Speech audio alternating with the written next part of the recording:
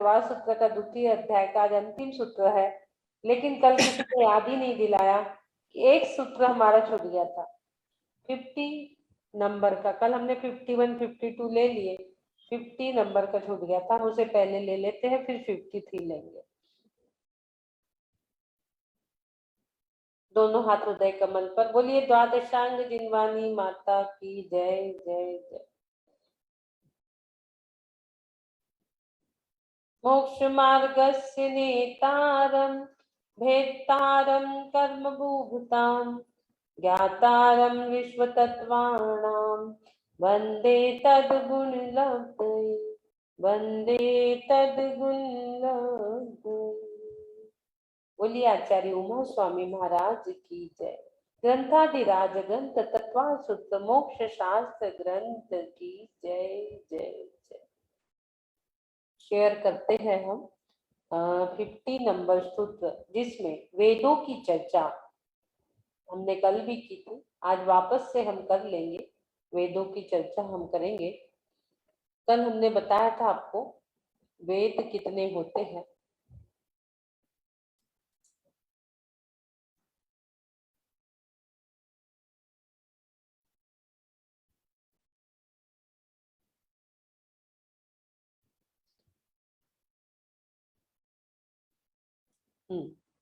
लिंग, लिंग को ही वेद कहा जाता है। कल भी हमारी चर्चा हुई थी। इसके जो 50 नंबर का सूत्र है, द्वितीय अध्याय का 50 नंबर हम पढ़ लेंगे। नारक समूर्छिणो नपुंसकाणी, नारक समूर्छिणो नपुंसकानी। पढ़ लेंगे सभी लोग। नारक समूर्छिणो नपुंसकाणी। नारक प्लस समूर्छना, नारकी और समूर्छन जन्म वाले नपुंसकाणी यानी नपुंसक होते हैं। यहाँ पे वेदों की चर्चा चल रही है। वेद कितने? 3, जिसे लिंग भी कहते हैं। स्त्री वेद, पुरुष वेद, नपुंसक वेद। तो वेद यानी क्या? वेद यानी क्या? आत्मा में जो मैथुन या काम सेवन रूप चित्त विक्षेप उत्पन्न होता है, उसे वेद कहते हैं। उसका दूसरा नाम लिंग भी है। जो मैथुन या काम सेवन रूप चित्त विक्षेप उत्पन्न होता है, उसे वेद कहते हैं। इसका दूसरा नाम लिंग भी है। ये 3 प्रकार के होते हैं, स्त्री वेद, पुरुष वेद, नपुंसक वेद। ये तीनों वेद द्रव्य वेद और भाव वेद की अपेक्षा 2 प्रकार के होते हैं। तीनों भी द्रव्य वेद और भाव वेद की अपेक्षा 2 प्रकार के होते हैं। तो द्रव्य वेद यानी क्या? द्रव्य वेद नाम कर्म के उदय से शरीर में स्त्री पुरुष के अनुरूप, नाम कर्म के उदय से शरीर में स्त्री पुरुष के अनुरूप जो योनि मेहन आदि की रचना होती है, वह द्रव्य वेद है। जो योनि की रचना होती है, हमारे नाम कर्म के उदय से हमें ये शरीर मिलता है। शरीर हमें किससे मिलता है? हमारे नाम कर्म के उदय से शरीर हमें मिलता है। तो इसमें जो योनि मेहन आदि की रचना हमारे साथ हुई है, वह द्रव्य वेद है, योनि की रचना। और भाव वेद किसे कहते हैं? स्त्री पुरुष व नपुंसक, इन तीनों में जो परस्पर एक दूसरे की अभिलाषा होती है, वह भाव वेद होता है। किसी भी चीज को पाने की भाव, अभिलाषा, वो भाव वेद है। स्त्री पुरुष व नपुंसक, इन तीनों में जो परस्पर एक दूसरे की अभिलाषा, एक दूसरे को पाने की अभिलाषा, उसका जो भाव उत्पन्न होता है, वही भाव वेद है। द्रव्य वेद और भाव वेद। हमने यहाँ पढ़ा नारक और समूर्छन जन्म वाले जीव नपुंसक वेद वाले होते हैं, और एकेंद्री से लेकर असंगी पंचेंद्री पर्यंत सब जीवों के मात्र नपुंसक वेद होता है। देखो असंगी तक आ गया, सिर्फ संगी को छोड़ा गया है। एकेंद्री से लेकर असंगी पंचेंद्री तक सब नपुंसक होते हैं। संगी पंचेंद्री इसमें छूट गए यानी हम लोग। और आगे हमने पढ़ा था फिर न देवा, कल पढ़ा था। देवों में कौन सा लिंग? अभी हमने नारद का देखा और सम्मुलचन जन्म वालों का देखा।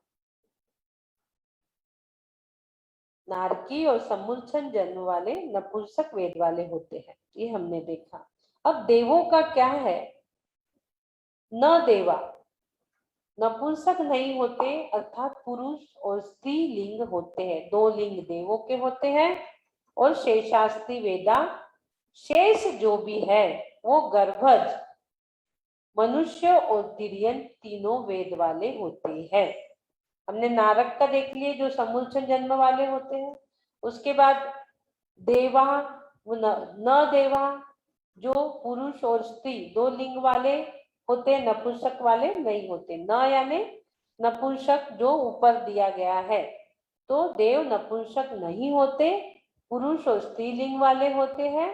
अन्य जो बचे, अब देव हो गए, नारकी हो गए, अब जो बचे मनुष्य और तिर्यन बचे, है ना। देव हो गए, नारकी हो गए, मनुष्य और तिर्यन बचे। तो मनुष्य और तिर्यन का जन्म कौन सा होता है? हमने पहले बताए थे आपको, गर्भज वाले। तो गर्भज मनुष्य और तिर्यन जो है, इनके तीनों वेद होते हैं, स्त्री वेद, पुरुष वेद, नपुंसक वेद। आप लोग देखते भी रहते हो ना, स्त्री को पुरुष वेद, नपुंसक वेद आप देखते भी रहते हो। इसमें कई बार हमारे गाड़ी के सामने नपुंसक वेद वाले आ जाते हैं। इसकी चर्चा हमने बहुत अच्छे विस्तार से की है अभी। अब आगे चलेंगे। अब हम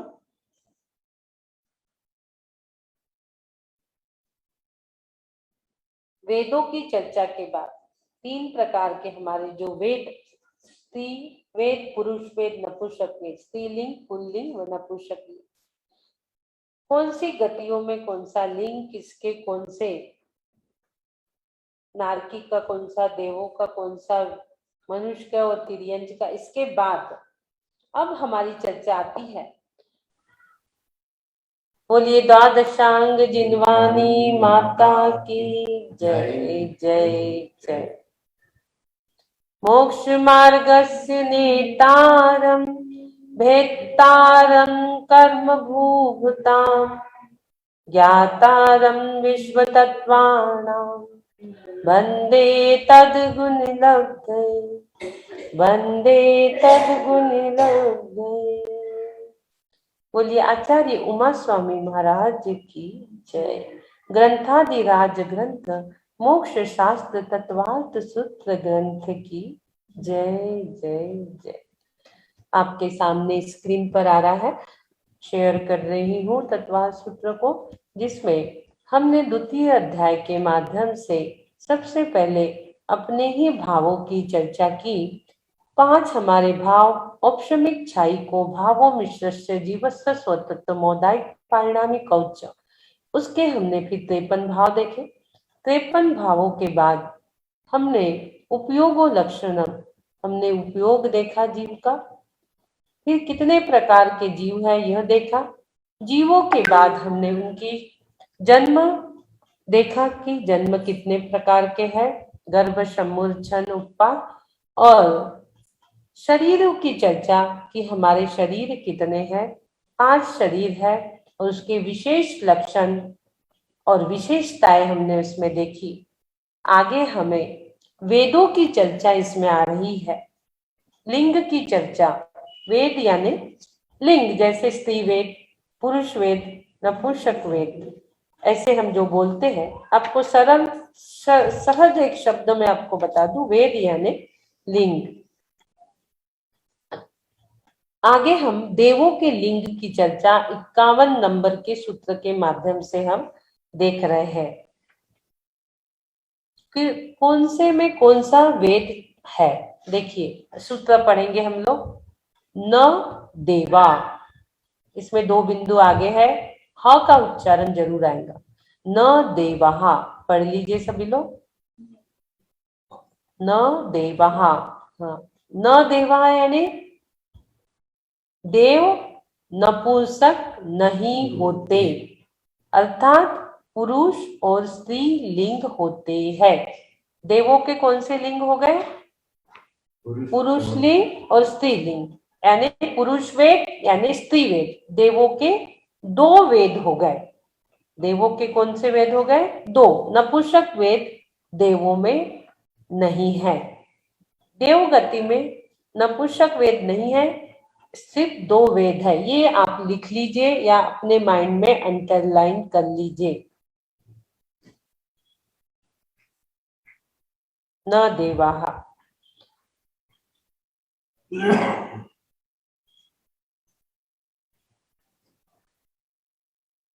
आगे देव नपुंसक नहीं होते हैं, याद कर लीजिए या आप इसको अपनी कॉपी में लिख लेंगे। आगे के 52 नंबर के सूत्र में हम चलेंगे। आगे के आगे आगे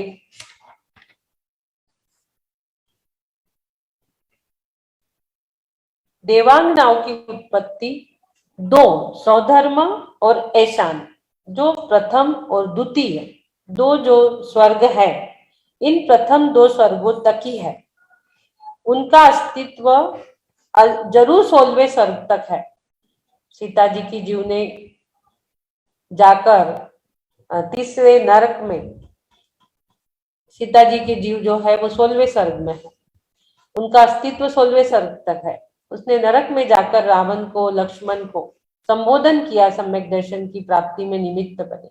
सीता जी का जीव 16वें स्वर्ग तक इनका अस्तित्व है, लेकिन इनका जो उत्पत्ति का स्थान है, वो उत्पत्ति का स्थान मात्र प्रथम और द्वितीय 2 स्वर्गों में ही है इनका। सौधर्म और ऐशान, ये प्रथम 2 स्वर्गों तक ही है इनका अस्तित्व, इनका उत्पत्ति का स्थान, और अस्तित्व पूरा 16वें स्वर्ग तक इनका होता है। अच्युत स्वर्ग, 16वां स्वर्ग जो है अच्युत स्वर्ग है।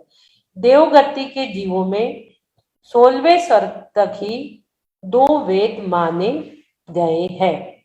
16वें स्वर्ग तक स्त्री वेद और पुरुष वेद 2 वेद है, और आगे 16वें से ऊपर जो है 9 ग्रेवियक आएगा, फिर उसके ऊपर 9 अनुदिश और उसके ऊपर 5 अनुत्तर। तो यहाँ पर जो है, यहाँ पुरुष वेद आएगा। 16वें स्वर्ग तक दोनों वेद आएंगे, लेकिन ऊपर में जो आता है 16वें से ऊपर में, वहां सभी देव पुरुष वेदी ही होते हैं। आप लोग लिख लेंगे।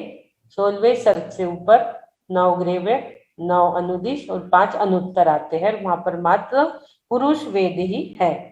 भोग भूमि तथा म्लेच्छ खंडों के उपजे मनुष्य और तिर्यंचों में पुरुष तथा स्त्री वेद ही होता है। भोग भूमि और म्लेच्छ खंड, म्लेच्छ खंड में तीर्थंकर उत्पन्न नहीं होते। म्लेच्छ खंड जो है वहां पर धर्म नहीं है, सम्यक दर्शन की प्राप्ति नहीं होती, लेकिन चक्रवर्ती की 96,000 रानियां जो रहती है, उसमें से म्लेच्छ खंड से 32,000 रानियों को चक्रवर्ती लेके आता है, और 32,000 रानियां जो रहती है वो आर्य खंड की रहती है, और 32,000 रानियां जो वो राजाओं की रहती है।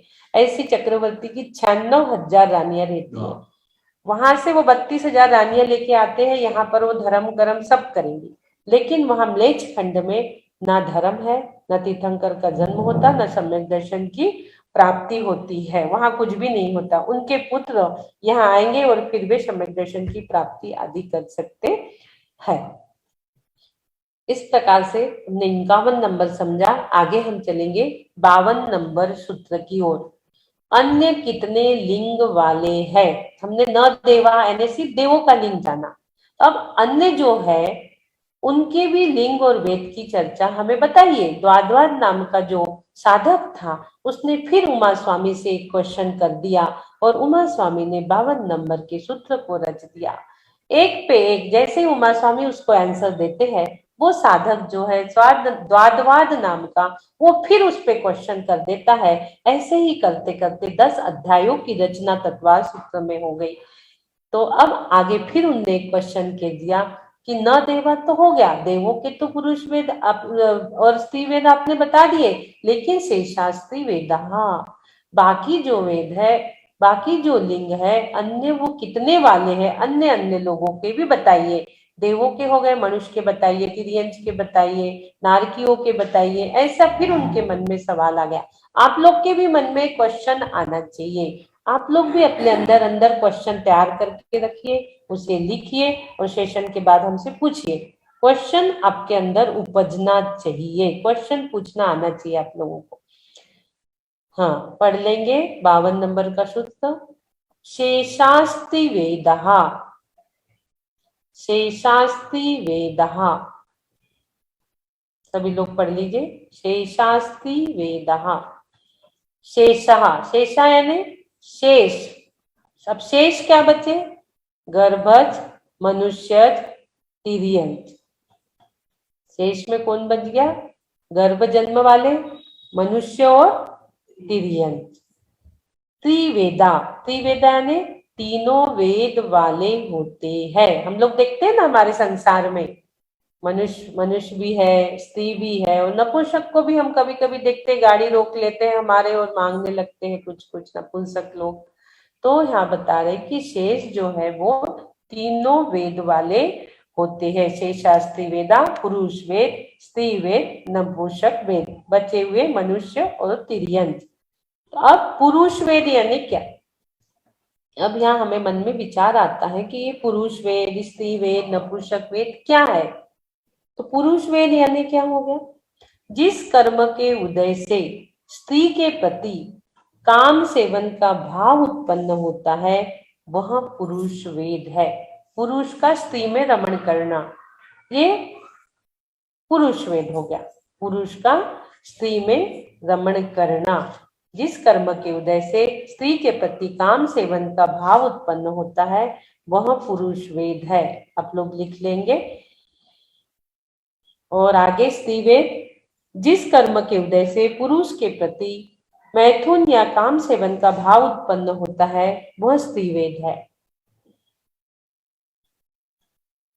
स्त्री वेद, जिस कर्म के उदय से पुरुष के प्रति स्त्री का पुरुषों में रमण करना पुरुष वेद हो गया।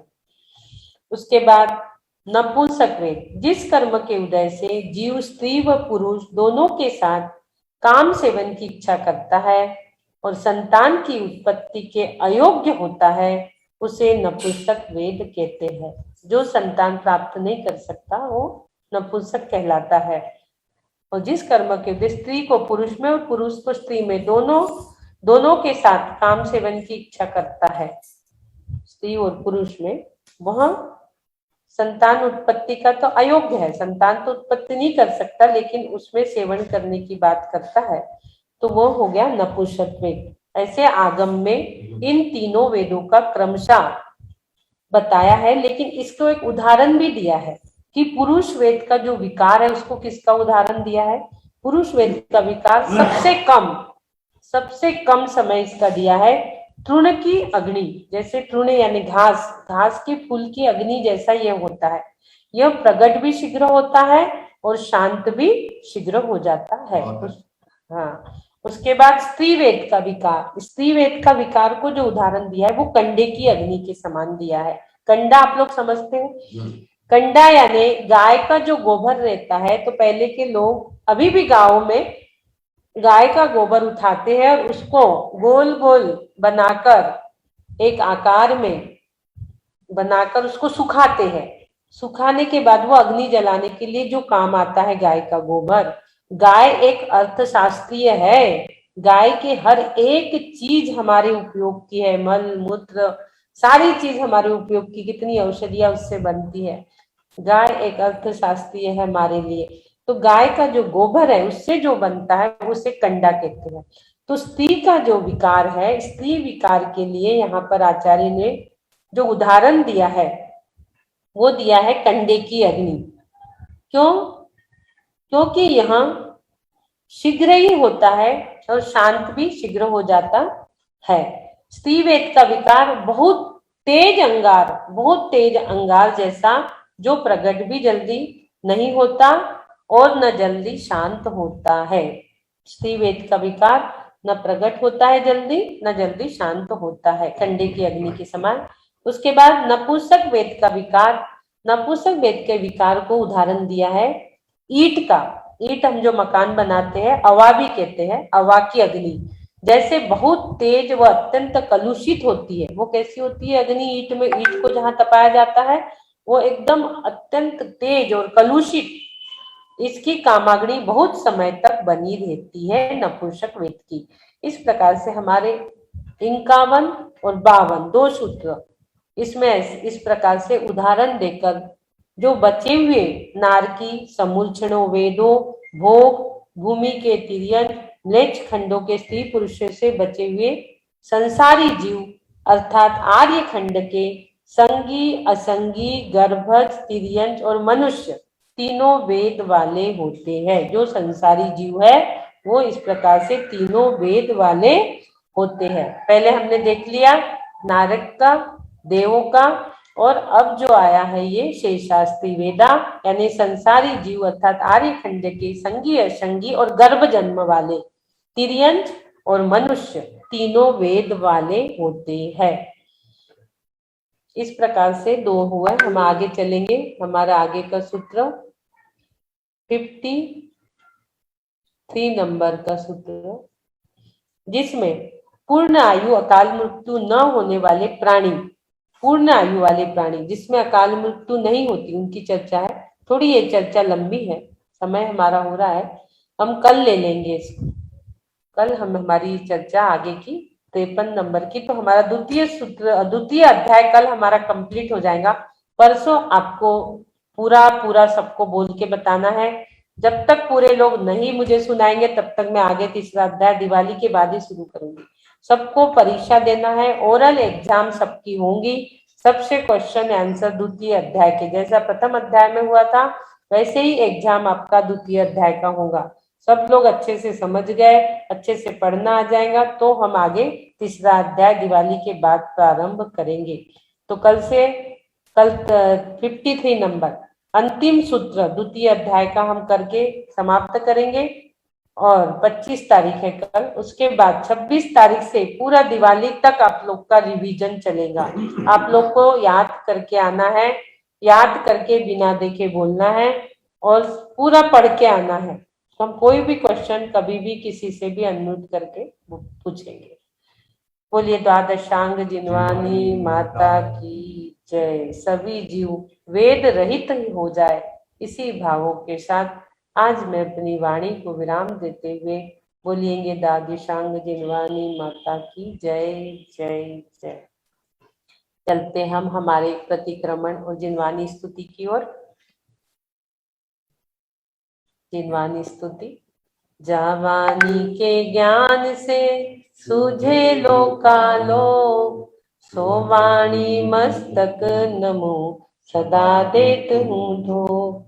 हे जिनवानी भारती तो हे जपू दिन रे, जो तेरो शरणा गए सो पावे सुख चैन। देव भजो अरिहंत को गुरु सेवा निर्ग्रंथ, दया धर्म पालो सदा यही मोक्ष का फल। बोलिए द्वादशांग जिनवानी माता की जय जय जय। हम प्रतिक्रमण की ओर चलेंगे और उसके बाद हमारे साथ सिवनी से विराजमान दिनेश भाई जी जैन और भाभी हमारी पत्रकार किरण भाभी जी हमारे साथ हैं। उनका आशीर्वाद हम सभी को प्राप्त करेंगे। प्रतिक्रमण कर लेते हैं। हे अरिहंत प्रभु, हे आदि प्रभु, हे युग सृष्टा, हे वृषभनाथ, हे शिव शंकर, मुझसे मन वचन काया द्वारा, क्रोध मान माया लोभ द्वारा, समरम समारंभ आरंभ द्वारा, कृतकारी तनुमोदना द्वारा सच्चे देव गुरु शास्त्र की अवहेलना हुई हो, असाधना हुई हो, अश्रद्धान हुआ हो तो मुझे क्षमा करे प्रभु, मुझे क्षमा करे। मैं क्षमा मांगता हूँ, मैं क्षमा मांगता हूँ, मैं क्षमा मांगता हूँ। तथा एकेंद्री से लेके पंचेंद्री तक किसी भी जीव को मेरे वजह से चलने में, बैठने में, उठने में घात पहुंचा हो, उनका दिल दुखा हो, उनके शरीर में मेरे वजह से आदि व्याधि पहुंची हो, तथा मेरे गाड़ी तले वाहन आदि चलाने में, चलने में उनके शरीर के चिथड़े चिथड़े हुए हो, मुझे क्षमा करे प्रभु, मुझे क्षमा करे। मैं क्षमा मांगता हूँ, मैं क्षमा मांगता हूँ, मैं क्षमा मांगता हूँ। तथा हे कोरोना रूपी एकेंद्री जीव, अब इस जगत में शांति प्रस्थापित करिए। जाने अनजाने में हमने आपको बहुत दुख पहुंचाया है, सभी जीवों को आप क्षमा करें। आप जहां से आए हैं वहीं चले जाइए। आप सिमंदर भगवान की शरण में जाइए, अपने आत्मा का कल्याण करिए और जगत में शांति प्रस्थापित करिए। इसी भावों के साथ हे प्रभु, आज का नया दिवस आपने हमें नए अनुष्ठान, नए स्वाध्याय के साथ दिया, इसलिए हम आपके कोटि कोटि आभार, कोटि कोटि आभार, कोटि कोटि वंदन, कोटि कोटि वंदन, कोटि कोटि नमन, कोटि कोटि नमन करते तथा भावना भाते हैं। जब भी हमारा देह विसर्जन हो, जब भी हम इस संसार से जाए, लेट के नहीं बैठ के जाए, लेट के नहीं बैठ के जाए, घर से नहीं मंदिर से जाए, घर से नहीं मंदिर से जाए, और हम हमारे शरीर को संयम रूपी मंदिर बनाकर उस पर संलेखना रूपी कलश धारण करके ही जाए। हम हमारे शरीर को संयम रूपी मंदिर बनाकर उस पर संलेखना रूपी कलश धारण करके ही जाए। इसी भाव के साथ सभी लोग हंसते मुस्कुराते बोलेंगे, मैं स्वस्थ हूँ, मैं स्वस्थ हूँ, मैं स्वस्थ हो रहा हूँ, मैं स्वस्थ हो रहा हूँ, मैं स्वस्थ हो चुका हूँ, मैं स्वस्थ हो चुका हूँ। स्वस्थो हम, सुरक्षितो हम, ओम नमः आरोग्यो हम, परम स्वास्थ्य स्वरूपो हम। दोनों हाथ ऊपर लेके जाएंगे। परम स्वास्थ्य स्वरूपो हम। हैंड रूपी चैनल से सिद्ध भगवान की एनर्जी हमें ग्रहण करना है। सभी लोग बोलेंगे, सिद्ध स्वरूपो हम, परमातीतो हम, सिद्ध स्वरूपो हम, कर्मातीतो हम, सिद्ध स्वरूपो हम, कर्मातीतो हम, आनंदो हम, आरोग्यो हम, निरोगो हम, सोहम सोहम सोहम। घर्षण कर अपने आज्ञा चक्र पे रखेंगे। ओम नमः सिद्धेभ्यः, ओम नमः सिद्धेभ्यः, ओम नमः सिद्धेभ्यः। धीरे धीरे आंखों को खोलेंगे, पूरे शरीर में अपने हाथों को स्पर्श करेंगे। जहां आपको दर्द महसूस हो रहा है वहां अपने हाथों को रख लीजिए और सभी लोग बोलेंगे, पंच परमेष्टि भगवान की जय। ओम जय जय जय। नमोस्तु नमोस्तु नमोस्तु। नमो अरिहंताणम, नमो सिद्धाणम, नमो हरियाणम, नमो ध्यानम, नमो लोय सब शाहू नाम। 3 कम 9 करोड़ मुनि महाराज की जय। आचार्य गुरुवर विद्यासागर जी महाराज की जय। सभी जगत के साधु संतों की